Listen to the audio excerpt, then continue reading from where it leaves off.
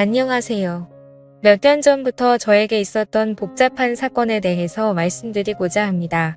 저는 지금으로부터 정확히 3년 전 친구들과 나이트클럽에 가서 아주 경이로운 한 사람을 만나게 됩니다. 바로 나이트클럽에서 열심히 춤을 추고 있는 한 여자였죠. 3년 전 이맘때쯤이라는 걸 정확히 기억하고 있는 이유는 그때 그 일이 저에게는 너무나도 행복했던 기억이기 때문입니다. 그녀는 친구들과 함께 온 것으로 보였는데 유독 빛나던 그녀의 모습을 오랫동안 지켜보면서 다른 남자와 춤을 추고 부킹까지 하는 모습까지 훔쳐봤습니다. 웨이터들에게 이리저리 끌려다니는 그 매력적인 여자의 모습이었지만 조금 느낌이 달랐던 부분은 굉장히 노련하게 보였다거나 할까요? 한 번쯤 친구들과 일탈을 하기 위해서 온 것이 아닌 적극적으로 웨이터들에게 끌려다니며 부킹하는 모습이나 남자들과 춤을 추며 진심으로 즐기는 모습을 봤습니다. 그때는 그런 그녀가 화끈해 보여서 좋았고 욕심이 났어요. 저는 그런 그녀를 보면서 친구들과 함께 테이블에 앉아 술을 마시고 있었습니다. 당시에 나이트 안에는 사람이 정말 많았는데 그 여자만큼은 아주 선명하게 잘 보이더군요. 뭐라고 표현해야 할지 모르겠다는 생각이 들 정도로 아름다워 보였습니다. 저와 제 친구들은 그 여자 무리를 보며 완전히 꽂혀버렸고 합석을 한번 도전해보자고 이야기를 꺼냈습니다. 그녀는 친구를 포함해서 3명이었고 저희 무리도 친구 포함해서 3명이나 같이 합석해 놀자며 들이댔습니다. 친구들은 그냥 가볍게 생각하는 것 같았지만 제 눈에는 그 여자가 너무나 예뻐 보여서 도저히 놓치기 싫더라고요. 그 여자들도 저희가 싫지 않았는지 합석하자는 제안에 알겠다고 대답했습니다. 그때 제 친구들과 그녀의 친구들은 정말 많은 술을 마시고 밤새 재미있게 이야기하며 놀았습니다. 헤어질 때쯤에는 번호 교환에 성공했고 그 이후로도 계속해서 그녀에게 연락하면서 사귀자고 직진했고 사귄 후에는 나이트에서 봤던 화끈했던 그녀와 다르게 조신하고 참한 모습의 결혼까지 하자고 몰아붙였습니다. 도저히 후진이라는 게 없었습니다. 그녀만 생각하면 제 안에 있는 피가 끓어오르는 기분이었고 오직 직진밖에 할 수 없었죠. 저희는 그렇게 뜨겁게 사랑했고 결국 깊은 사이가 될 수 있었습니다. 저는 그때도 친구들과 어쩌다 한번 가보게 된 것이고 평소에는 나이트클럽을 가지 않는 스타일입니다. 그러나 제 아내는 노는 걸 워낙에 좋아해서 그런지 나이트를 자주 가고 싶어 하는 여자였습니다. 처음 그녀를 나이트에서 봤을 때부터 그 노련함이나 잘 노는 분위기가 심상치 않았는데 역시나 그렇게 노는 걸 어마어마하게 좋아하는 사람이더군요. 주변 사람들은 나이트클럽 좋아하는 여자랑 결혼하는 건 좀 그렇다며 붙고 반대를 하는 분들도 많았습니다. 당장에는 문제가 안 되지만 나중에 그런 것 때문에 반드시 문제가 생긴다면서 말이죠.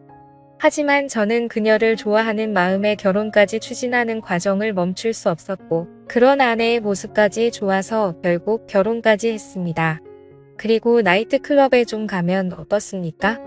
나이트에 간다는 것 자체가 바람이라고 볼 수도 없는 것이고 알아서 조심하면서 놀면 되지 않겠냐고 안일하게 생각했습니다. 솔직히 말씀드리면 저도 과거가 그다지 깨끗하지만은 않은 편이니까 말이죠. 솔직히 털어서 문제 안 나는 사람은 없는 거 아니겠습니까? 취미가 무엇이냐에 따른 차이일 뿐이지 나이트에 가면 사고치고 나이트 안 가고 다른 모임 나가면 사고 안 칩니까? 산악 모임에만 나가도 불륜이 천지라고 하는데 그렇다고 사람이 집에만 처박혀서 살 수도 없는 노릇이잖아요. 아무튼 저는 이런 생각을 가지고 그녀와 결국 결혼을 했고 1년 만에 예쁜 딸을 낳아 키우고 있었습니다. 결혼 후 아내는 가정과 육아를 성실하게 돌봤습니다. 저도 열심히 돈을 벌어 아내에게 가져다 주었습니다. 회사 일로 바쁘긴 했으나 아내가 이해해 주리라 믿었습니다. 아내는 산후 우울증과 육아 스트레스로 힘들어 하긴 했으나 그럴 때마다 나이트클럽 좀 다녀오면 안 되냐고 물었습니다. 가서 미친 듯이 흔들고 가볍게 몇 장 걸치면 답답했던 마음이 뻥 뚫릴 것 같다고요. 저는 몰래 가지 않고 남편인 저에게 허락을 구해줘 고맙다고 했지요. 그때 나이트에서 만났던 친구들과 간다기에 저는 가라고 했습니다. 솔직히 말해 뭔 짓을 할 여자는 어떻게 막아도 하고 안 할 여자는 남자들이 많은 나이트클럽에 던져놔도 안 합니다. 그리고 부부 사이에는 믿음이라는 게 중요한 만큼 육아에 지친 아내를 배려하고자 했습니다. 그리고 제 아내는 어디 가서 사고 칠 만한 사람이라고 생각을 하지 않았거든요. 저랑 만났을 때에도 사고 치지 않고 건전하게 놀았기 때문이죠. 제 아내에게는 여동생이 한 명 있는데 다행히 처제도 제 아내를 많이 도와줬습니다. 결혼 후에 임신한 아내를 옆에서 많이 돌봐주고 출산 후에도 든든한 지원군이 돼주는 처제가 참 고맙기는 하지만 사실 이 처제가 처가 되기에서는 고민 그 자체였습니다. 지금까지 시집을 가지 않고 노처녀로 남아있는 처제의 혼인 문제는 늘 집안에서 화두가 될 정도의 문제였고 장모님과 장인어른 입장에서도 얘가 언제쯤 시집을 갈 수 있을지 늘 걱정을 하셨습니다. 지금까지 번듯하게 뭐 하나 해놓은 것도 없고 인물도 그다지 뛰어난 편이 아니라 누가 데리고 가기나 하겠냐며 말이죠. 저는 처제에게 좋은 남자를 소개시켜주는 게 어떨까 싶어서 한번 물어봤습니다.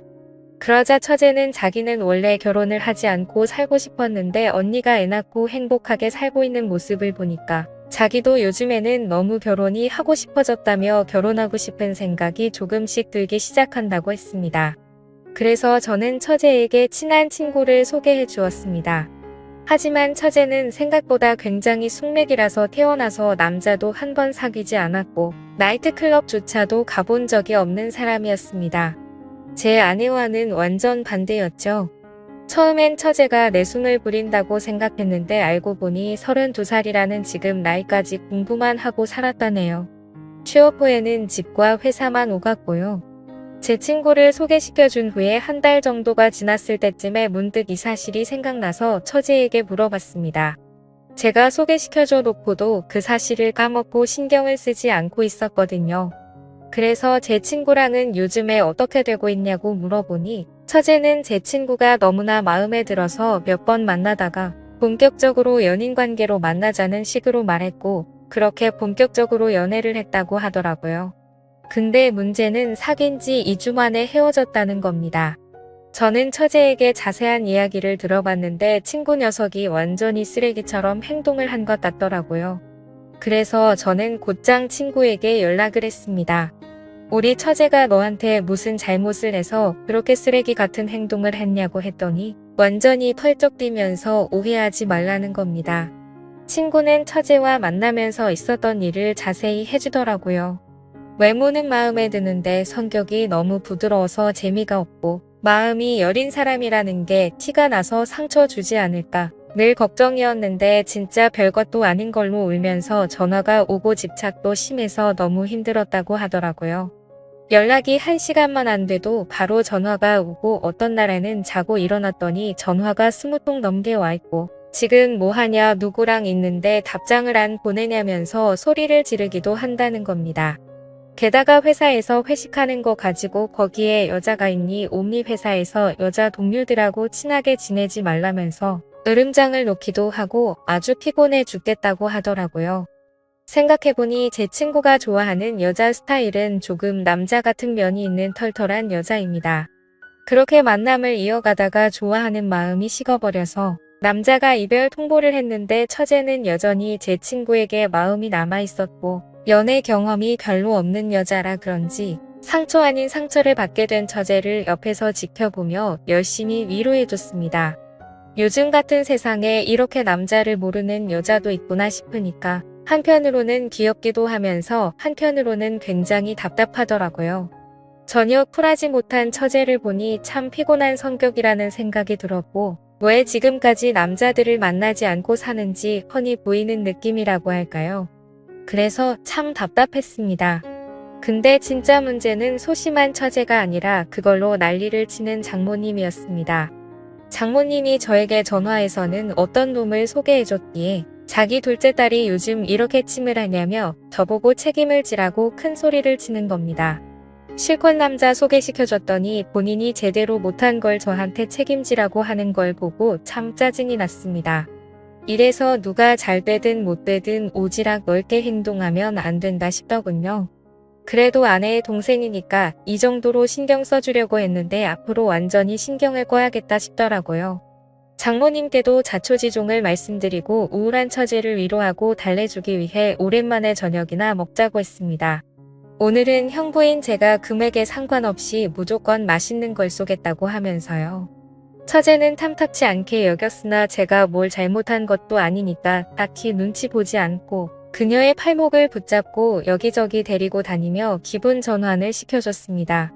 저는 처제와 바다에 드라이브 가서 밤 공기를 맞으면서 좀 걷다가 근처의 포장마차에서 꼼장어도 먹고 강가에 앉아 맥주캔을 마시면서 많은 이야기를 나누었습니다. 저희는 깔깔거리며 웃고 속에 있는 깊은 이야기를 나눴죠. 밤 공기는 참 차갑고 한편으로는 참 따뜻했습니다. 그렇게 처제는 이제 좀 괜찮아졌다면서 신경 쓰지 말라고 하더군요. 마음에 드는 남자한테 차이니까 괜히 서글펐다면서 신경 쓰게 해서 미안하다는 말을 하더군요. 그 이후로 이제 좀 평화로운 날이 오나 싶었는데 갑자기 엉뚱한 곳에서 문제가 터졌습니다. 그 문제의 원인은 제 아내였어요. 아내가 나이트클럽에서 만났다는 남자가 한 명 있는데 그 남자와 3개월째 연락을 주고받았다는 걸 제가 알게 된 겁니다. 우연히 아내의 핸드폰을 보고선 이런 사실을 알게 된 것이죠. 원래 남의 핸드폰은 잘 훔쳐보는 스타일이 아닌데 자꾸만 늦은 밤에 문자가 왔다는 진동이 자주 울려서 안 그래도 이상하다 싶었는데 이때다 싶어서 보게 된 것이었습니다. 전부터 이상하다는 생각은 했으나 그럴 때마다 아내는 친구에게서 온 문자라며 거짓말을 했었거든요. 그런데 그게 알고 보니 남자였고 그냥 남자도 아니고 믿고 가라고 놔둔 나이트클럽에서 만난 남자였다는 사실에 너무 화가 났습니다. 사람에 대한 배신감이 느껴진다거나 할까요? 그렇다고 그 자리에서 아내에게 뭐라 말할 수도 없었습니다. 문자의 내용을 봤을 때 불륜이라고 판단하기는 어려운 수준이라서 제가 아내를 지적하기에 참으로 애매했거든요. 가볍게 안부나 묻는 정도라서 말입니다. 어쨌든 며칠 동안 지켜보면서 결정적인 증거를 잡으려고 했으나 그럴 때마다 아내는 뭔가를 눈치챘는지 휴대폰도 보지 않고 매우 조심히 행동하기 시작했습니다. 저는 이를 어디 하소연할 곳도 없고 너무나 답답해서 처제에게 털어놓았습니다. 처제는 자기가 언니를 잘 살펴볼 테니 걱정하지 말라고 하더군요. 그때부터였을까요? 저는 처제와 부쩍 어울려 다니며 그녀에게 힘든 마음을 많이 기댔습니다. 보통 때 같으면 집에 언제 들어와라며 밖에 있는 저를 재촉하던 아내였는데 마음이 식었는지 서방이 밖에서 뭐라건 요즘 관심이 없었지요. 저는 아내가 저에게 질투해 주기를 바랐지만 아내는 저에게 관심도 없고 뭐가 좋은지 핸드폰만 보면 미소를 짓더군요. 마치 사랑에 빠진 여자처럼 보였습니다. 정말 어이가 없었습니다. 누군가와 문자만 한참을 주고받았는데 100% 그 남자라는 촉이 오더라고요. 저는 화가 나서 아내의 핸드폰을 빼앗아 지금 문자를 주고받은 이 자식이 누구냐고 따졌습니다. 아내는 숨기지 않고 당당하게 나이트에서 만난 남자이고 가볍게 문자만 주고받은 사이라고 말하더군요. 저는 그게 지금 자랑이냐며 당장 이 자식 번호를 지우라고 말했더니 마음속에 답답한 것들도 솔직하게 이야기할 수 있는 친구라며 가만히 놔두라는 겁니다. 너무도 철없고 당당한 아내의 모습에 저는 화가 치밀어 올랐고 죄책감이나 미안함은 전혀 없는 건지 사가지 없는 아내의 모습에 화가 나서 휴대폰을 던져서 부숴버렸습니다. 아내는 이게 지금 뭐 하는 짓이냐며 놀라워했지만 저는 앞으로 생활비도 그 남자한테서 받으라며 생활비 통장에 있는 돈을 제 계좌로 모두 보내버렸습니다. 그러자 아내가 화를 내며 내가 나한테 신경을 썼으면 얼마나 썼냐고 화를 내며 울기 시작했습니다. 잘못은 자기가 해놓고 자기가 먼저 눈물을 흘리는 어처구니 없는 경우였죠. 그래서 저는 당당하게 말했습니다. 앞으로 두고 보라고 내가 너한테 해준 게 뭔지 서서히 알게 될 거라고 했습니다. 저는 그녀를 위해서 하던 집안일도 일절하지 않고 생활비도 보내지 않고 잠자리도 함께 들지 않았습니다. 그녀에게 해주던 모든 경제적 지원과 평소에 베풀던 배려들을 모두 끊어버렸습니다. 그 후로 당연히 저와 아내의 관계는 급속도로 차가워졌습니다. 아내는 제가 바쁜 회사 일로 자신과 가정에 소홀했다며 저에게 그동안 실망감이 많이 쌓인 듯 했습니다. 밖에서 돈 벌어오는 것도 모자라서 그런 걸로 태클까지 거는 게 짜증나서 저는 아내에게 나가서 돈을 벌어오라고 말했죠. 그렇게 오랫동안 냉전이 계속됐는데 처제는 힘들어하는 저를 보면서 많은 위로를 해주었습니다. 같은 혈육이지만 자기가 봐도 언니는 자유로운 영혼이라면서 어딘가에 정착하고 사는 것과 어울리지 않는 사람이라고 했습니다.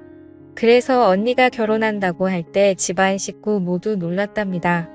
처제와 많은 이야기를 주고받으며 소주만 한 잔 두 잔 마시다 진탕 취하도록 술을 마셔댔고 저와 처제는 필름이 끊겼지요. 며칠 후 아내는 저에게 미안하다고 사과를 했지만 저는 답답한 결혼 생활 못하겠으니 이혼하자고 말을 꺼냈습니다. 저는 당연히 올 것이 왔다고 생각하며 알겠다고 대답했습니다. 그렇게 일사천리로 이혼을 진행한 후에 얼마 되지 않아 아내의 소식을 들었는데 정말 너무나도 충격적이고 저를 괴롭게 만드는 사실을 한 가지 듣게 됐습니다. 그때 그 나이트클럽에서 만난 남자와 동거를 하고 있다고 하더군요. 저와 이혼을 하려고 했던 것은 자신의 삶을 살기 위해서가 아니라 결국 그 남자와 함께 살기 위해서 그랬던 것이었죠. 저는 다시 한번 그녀에게 배신감이 쏟아올랐고 집안을 뒤집어 놓았습니다. 그러자 장모님과 장인어른도 저에게 사과를 하며 저에게 용서를 구했습니다. 근데 그런 일이 있게 된 지 하루 만에 처제가 제 아기를 가진 것을 알게 되면서 이제는 제가 장모님과 장인어른에게 사과해야 하는 상황이 왔습니다. 아마 전쟁터도 이보다 더 난장판은 아닐 거라는 생각이 들 정도로 복잡한 상황이 계속 터진 것이죠. 제 삶이 완전히 통째로 엉켜버렸다는 생각이 들더라고요. 나이트에서 만난 아내는 나이트에서 결국 바람이 나버리고 제 친구와 연애하던 처제는 결국 제 아이를 임신해버린 지금의 상황 말입니다. 한 달 전 처제와 많은 이야기를 주고받으며 소주를 진탕 취하도록 마셨을 때 필름이 끊겼고 저와 처제는 서로 눈이 맞아 버렸던 거죠. 그날 처제와 연인처럼 서로의 마음을 확인하였고 저를 사랑한다는 처제에게 언제부터 저를 좋아하게 됐냐 물었지요. 제가 소개해준 후배에게 차이고 나서 우울해 있을 때 제가 처제 팔목을 붙잡고 함께 데이트했을 때부터 저를 마음에 두기 시작했다고 하더군요. 그때 그 밤 공기를 잊을 수 없다며 저와 미래를 생각했다고 말했습니다. 그 말을 듣는데 정말 쉽게 사랑에 빠지는 여자라는 느낌을 또 받았습니다. 저는 집안 망신이니 처제에게 아기를 지우라 말한 장모님과 장인어른을 찾아가 공손히 말씀드렸습니다. 처제와 결혼해서 애를 낳고 함께 살겠다고 말입니다. 솔직히 말하면 처제에게 마음이 있던 것은 작은 이유였고 진짜 함께 살려고 마음먹은 핵심적인 이유는 아내에 대한 복수심 때문이었습니다. 저는 장모님 장인의 허락을 받지는 못했으나 아이는 내팽개쳐고 외간 남자와 바람난 아내를 보니 정말 참을 수가 없더군요. 그녀에게 치욕을 안겨줘야겠다고 생각합니다. 저는 처제에게도 크게 관심이 없고 이제 이 집안은 진절머리가 납니다. 저는 오직 저의 아이만 있으면 되고 바람나서 떠나간 아내를 어떻게 더 치욕스럽게 만들지 고민해봐야겠습니다. 이런 저를 이해하실 수 있나요? 저도 잘 모르겠네요. 오늘의 사연 여기까지입니다. 지금까지 읽어주신 모든 분들 감사합니다. 구독과 좋아요 알림 설정 눌러주세요. 그럼 모두들 행복한 하루 보내세요.